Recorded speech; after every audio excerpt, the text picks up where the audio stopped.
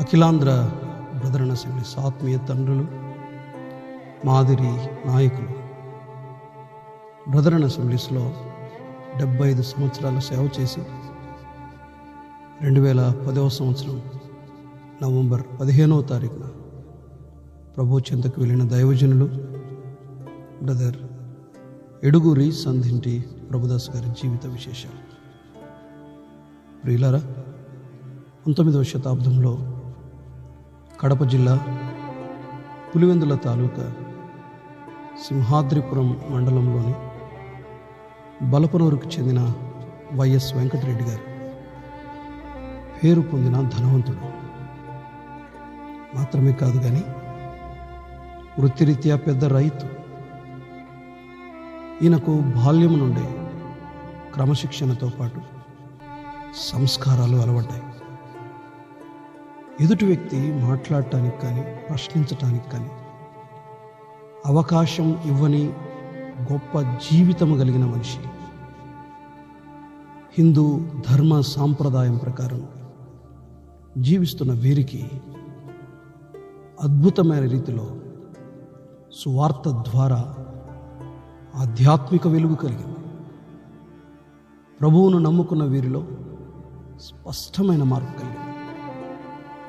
తుపాకీ పట్టి పార్టీకి నాయకత్వం వహిస్తున్న వెంకటరెడ్డి గారి చేతిలోకి దైవ గ్రంథమైన బైబిల్ వచ్చింది. హృదయంలో మార్పు గమనించిన స్థానికులు ఆయనకు చాలా వ్యతిరేకంగా మాట్లాడారు. ప్రభువును నమ్ముకున్న నీవు మా ఊరిలో ఉండవద్దని వెలివేశారు. ఆ తదుపరి లక్షలాది రూపాయలు విలువ చేసే భూములు అమ్ముకొని పులివెందులో చేరారు. అక్కడే కష్టపడి కాంట్రాక్ట్ పనులు చాలా నమ్మకంగా చేసి ప్రభు కోసం రోషముతో జీవించినటువంటి వ్యక్తిత్వం. ఈ వెంకటరెడ్డి గారికి 10 మంది సంతానం. వీరిలో పెద్ద కొండారెడ్డి, చిన్న కొండారెడ్డి, ప్రభుదాస్, రాజారెడ్డి, పురుషోత్తమరెడ్డి గారు కుమారులు కాగా సుగుణమ్మ, రాజమ్మ, రత్నమ్మ, మేరీ, కమలమ్మ గారు కుమార్తెలు. పిల్లలను క్రమంలో ప్రభు బోధలో పెంచడంలో ఉన్నత విద్యావంతులుగా చేయటంలో వెంకటరెడ్డి గారు సఫలీకృతులయ్యారు. మన ప్రియులు ప్రభుదాస్ గారు 15వ ఏట ప్రభువు నమ్ముకొని 75 సంవత్సరాలు భారతదేశంలో ప్రభు సేవ చేశారు. 1936వ సంవత్సరంలో దాదాపు ఇంకా 16 సంవత్సరాల ప్రాయంలోనే దైవజనులు సైలస్ ఫాక్స్ గారు అగ్రిప్ప గారులతో కలిసి కడప పట్టణంలో సువార్త ప్రకటించగా అప్పుడు పురుడు పోసుకున్న సంఘమే బెరాకా క్రిస్టియన్ అసెంబ్లీ. ఆ తదుపరి కడప చుట్టుపక్కల కడప జిల్లాల్లో కాలినడకన వెళ్ళి సువార్త సేవ చేశారు. ఫలితంగా కడప జిల్లాలో చాలా సంఘాలు ఏర్పడ్డాయి. ఆ తదుపరి నాగిరెడ్డి గారు, శామ్యుల్ రెడ్డి గారులతో కలిసి సొంత ప్రాంతం పులివెందుల ఏరియాలో సేవ చేశారు. కష్టపడే స్వభావం గల ప్రభుదాస్ గారిని తండ్రి వెంకటరెడ్డి గారు ఎంతో ప్రోత్సహించేవారు. యుక్త వయసుకు రాగా వేంపల్లి గ్రామ వాస్తవ్యులు కొప్పెర్ల ఇస్సాక్ గారి పెద్ద కుమార్తె గ్రేస్ పద్మమ్మ గారితో బళ్ళారిలో దైవజనులు బక్సింగ్ గారి చేతుల మీదుగా వివాహం జరిగింది. ఆయనే ఈ వివాహాన్ని జరిపించారు. కడపలో ప్రారంభించిన వీరి సువార్త బళ్ళారిలో, ఆ తదుపరి నంద్యాలలో స్థిరపడింది. నంద్యాలను కేంద్రంగా చేసుకొని ప్రభుదాస్ గారు రాష్ట్రం నలుమూలలా సువార్త ప్రకటించారు. కాలినడకన మారుమూల గ్రామాల్లో, పొలాల్లో, కొండల్లో, పట్టణాల్లో సువార్త ప్రకటించారు. ప్రభుదాస్ గారి 75 సంవత్సరాల సేవలో దాదాపు 4 లక్షల మంది ప్రభువును రక్షకునిగా అంగీకరించారు అంటే అది అతిశయోక్తి కాదు. మాత్రమే కాకుండా వీరందరూ నమ్మకంగా తమ భక్తి జీవితాన్ని నేటికి కొనసాగించడం విశేషమైన సంగతి. ఐశ్వర్యాన్ని కానీ, ఘనతను కానీ, ధనాన్ని కానీ, పేరును కానీ కోరని గొప్ప దైవజనుడు ప్రభుదాస్ గారు అని పేరు తెచ్చుకున్నారు. తన దగ్గర ఉన్నదే పేదలకు, సేవకులకు ఇచ్చి ప్రభువు ప్రేమను ఆయన రుజువు చేశారు. ప్రభుదాస్ గారి తండ్రి తన పిల్లలకు వివాహాల విషయంలో క్రైస్తవ వివాహాలు చేసినట్లే ప్రభుదాస్ గారు కూడా తన పిల్లలకు క్రైస్తవ వివాహాలు చేసి ఆయన సవాలుగా నిలవబడ్డారు. ప్రభుదాస్ గారి కుమార్తెలు, వారి కుటుంబాలు నేటికి బ్రదర్ అండ్ క్రిస్టియన్ అసెంబ్లీస్లో సహకారులుగా, నాయకులుగా, బోధకులుగా, సంఘాల క్షేమాభివృద్ధికి పాటుపడేవారుగా మన మధ్య ఉండటం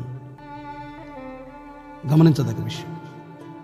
నిండు వృద్ధాప్యంలో కూడా సమయపాలన, క్రమశిక్షణ కలిగిన ప్రభుదాస్ గారు 2009వ సంవత్సరం జూలైలో గుండెపోటుతో, బీపీతో బాధపడుతూ హైదరాబాద్ నిమ్స్ ఆసుపత్రిలో చేరి వైద్యం పొందుతూ కూడా నిమ్స్ ఆసుపత్రి సిబ్బందికి సువార్త ప్రకటించారు.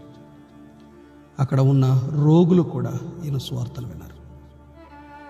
అప్పటి ముఖ్యమంత్రి, దివంగత నేత, తన తమ్ముని కుమారుడైన డాక్టర్ వైఎస్ రాజశేఖర రెడ్డి గారు ఆసుపత్రిలో ప్రభుదాస్ గారిని పరామర్శించారు. కొద్ది కాలానికి కోలుకొని ఆసుపత్రి నుండి ఇంటికి వచ్చిన తరువాత ప్రభుదాస్ గారికి అత్యంత విషాదకరమైన వార్త తెలిసింది. అదే మన ప్రియతమ నాయకులు, దివంగత నేత డాక్టర్ వైఎస్ రాజశేఖర రెడ్డి గారు ప్రభువునందు నిద్రించిన సంగతి.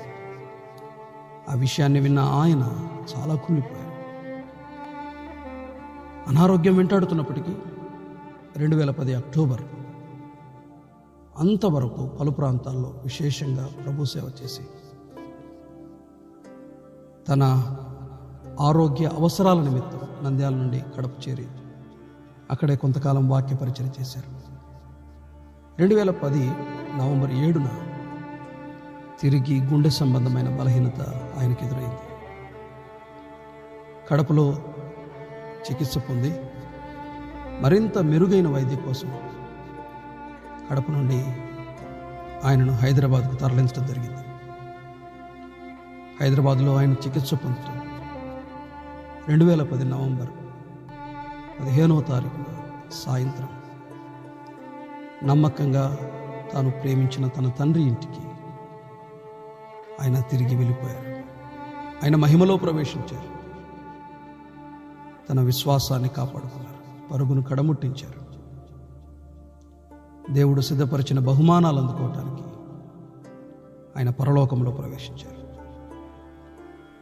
15న సాయంత్రం ఆయన భౌతిక దేహాన్ని పలువురు సందర్శనార్థం హైదరాబాద్లో ఉంచి 16వ తారీఖు సాయంత్రానికి నంద్యాలకు తెచ్చి ఇంటి వద్ద కొద్దిసేపు ఉంచిన తర్వాత ఆయన పనిచేసిన స్థానిక సంఘంలో ఉంచగా అప్పటికే జనసంద్రంగా మారిన నంద్యాల పట్టణం కన్నీటి సంద్రమైంది. దైవజనులు ప్రభుదాస్ గారి చివరి చూపు కోసం పులివెందుల నుండి కుటుంబ సభ్యులు, బంధుమిత్రులు, దేశ నలుమూలల నుండి సంఘాల సభ్యులు జోరుగా కురుస్తున్న వర్షాన్ని సైతం లెక్క చేయకుండా హాజరై ఆ దైవజనుని పట్ల తమకున్న ప్రేమను వారు వెల్లడిపరిచారు. స్థానిక సంఘంలో జరిగిన ఆ కూడికలో అనేక మంది ప్రముఖ దైవదాసులు ప్రసంగించారు. దైవజనులు శ్యాంబాబు గారు బలా నమ్మకమైన నా దాసుడా, ప్రభుదాసుడా అన్న సందేశం అనేకులను కదిలించింది, సవాలుగా నిలిచింది. ఆ తదుపరి ప్రభుదాస్ గారి దేహాన్ని నంద్యాల పురవీధుల్లో సువార్త ప్రకటిస్తూ ఆయన ఎంతగానో ప్రేమించిన ఆ సువార్త ప్రకటనను ఆయన మరణ సందర్భంగా కూడా ప్రకటిస్తూ అనేకులకు రక్షణ సువార్తను అందించి సమాధుల తోటకు తీసుకువెళ్ళి అక్కడే ఆయనను సమాధి చేశారు. దైవజనులు పాల్ గాంధీ గారు భూస్థాపన సందర్భంగా ఇక మీరు నా ముఖము చూడరు అన్న సందేశం అనేక మంది కన్నీరు విడవటానికి కారణమైంది. అనేక మంది విలపించారు. ఆయన తన ప్రస్థానాన్ని లోకంలో ముగించి ప్రభు దగ్గరికి వెళ్ళిపోయారు.